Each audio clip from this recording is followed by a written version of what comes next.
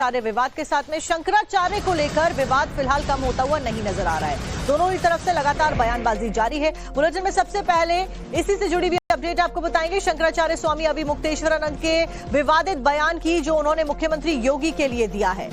तो शंकराचार्य अभी मुक्तेश्वरानंद का विवादित बयान सामने आया। मुख्यमंत्री योगी को लेकर शंकराचार्य की विवादित टिप्पणी देखी गई है। योगी आदित्यनाथ गुंडों की भाषा बोल रहे हैं, शंकराचार्य ने कहा। दरअसल ये पूरा विवाद जो है शुरू होता है योगी आदित्यनाथ के दिए हुए उस बयान से, जहां पर विधानसभा ने उन्होंने शंकराचार्य को लेकर अपनी चुप्पी तोड़ी और उन्होंने शंकराचार्य को लेकर विवादित बयान दिया। शंकराचार्य ने विवादित बयान दे दिया है, माफ कीजिएगा, योगी आदित्यनाथ ने बयान दिया था।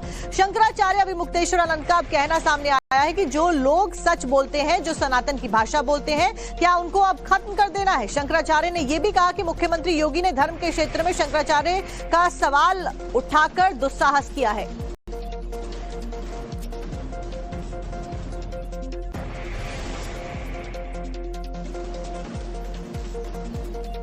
तो देखिए फिलहाल ये जो सियासी पारा है इन बयानों की वजह से बढ़ता हुआ नजर आ रहा है। एक तरफ जहां बीते दिन हमने आपको खबर दिखाई थी कैसे विधानसभा में जब योगी आदित्यनाथ शंकराचार्य को लेकर अपनी चुप्पी को तोड़ते हैं तो सियासत इसके ऊपर गरमाने लग जाती है। अखिलेश यादव शंकराचार्य को लेकर बयान लेकर सामने आ जाते हैं, उनके सपोर्ट में सामने आ जाते हैं। वहीं मुख्यमंत्री योगी आदित्यनाथ फिर अखिलेश यादव के ऊपर भी प्रहार करते हुए देखे गए कि शंकराचार्य को पूजना है तो पूजे।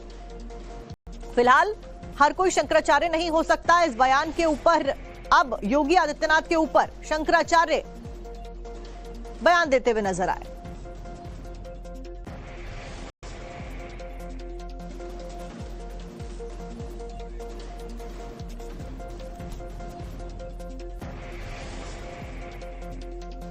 तो कौन शंकराचार्य है कौन नहीं, इसके ऊपर योगी आदित्यनाथ का बयान सामने आता है और उसके बाद शंकराचार्य का अब बयान सामने आ गया है। दोनों ही ओर से फिलहाल ये विवाद खत्म होने का नाम नहीं ले रहा है। दोनों तरफ से लगातार बयानबाजी जारी है और शंकराचार्य स्वामी अभी मुक्तेश्वरानंद ने अब बयान दे दिया है जो उन्होंने मुख्यमंत्री योगी के लिए दिया है। इससे पहले जब उनकी प्रशासन से नाराजगी थी, उस नाराजगी को आगे बढ़ाते हुए वो मुख्यमंत्री तक ये बात लेकर चले गए और उन्होंने यहां तक ही सवाल उठाए थे कि आखिरकार योगी होने का सर्टिफिकेट किसने दिया। सनातन धर्म के सर्वोच्च पद शंकराचार्य को लेकर बहस और तीखी होती जा रही है और अब इसकी जो गूंज है बाकायदे उत्तर प्रदेश के विधानसभा के अंदर भी गूंजी जब उत्तर प्रदेश के मुखिया यानी सीएम योगी आदित्यनाथ ने इस शब्द को लेकर कुछ बयानबाजी की। गुरुजी, आपने भी वो बयान सुना होगा।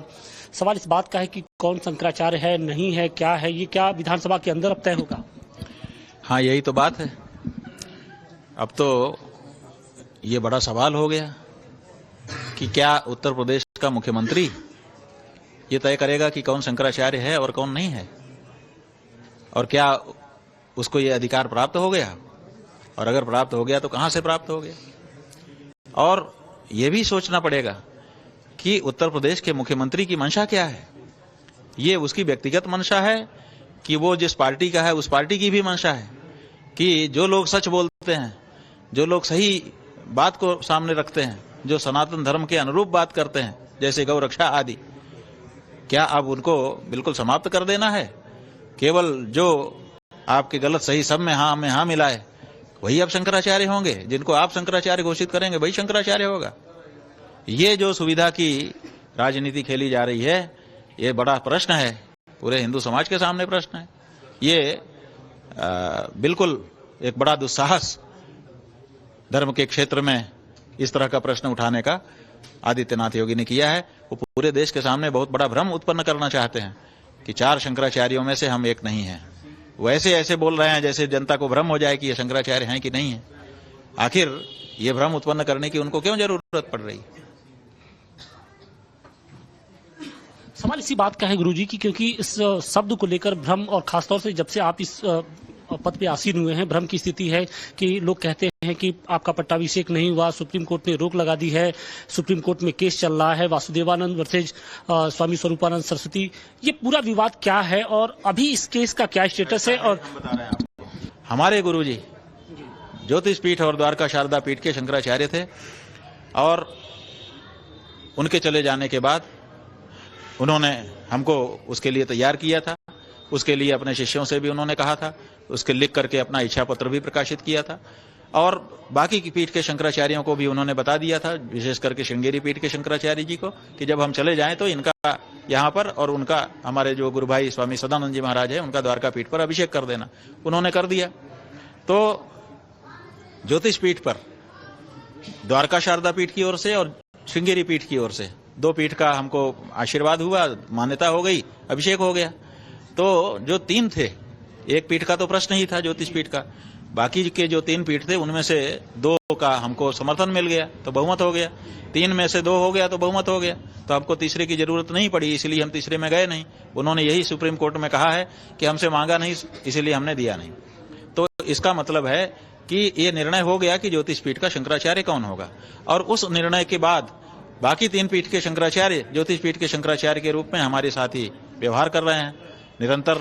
3 साल से ज्यादा का समय हो गया। अब जहां तक मुकदमे की बात है, सुप्रीम कोर्ट के मुकदमे की बात कही जाती है कि मुकदमा तो सुप्रीम कोर्ट में है, ये कैसे अपने आप को शंकराचार्य कह रहे हैं। तो हम आपको बताना चाहेंगे, आपके माध्यम से आपके दर्शकों को भी बताना चाहेंगे कि बहुत साफ साफ समझ लीजिए, मुकदमा ये है ही नहीं कि हमारे गुरुजी शंकराचार्य थे कि नहीं थे। मुकदमा ये है ही नहीं कि उनकी जगह पर हम आए तो हम शंकराचार्य हैं कि नहीं है। मुकदमा ये है कि हम ज्योतिष पीठ के शंकराचार्य हैं। ये व्यक्ति अपने आप को शंकराचार्य ज्योतिष पीठाधीश्वर कहने के लिए तैयार हो रहा है, इसको रोक दीजिए।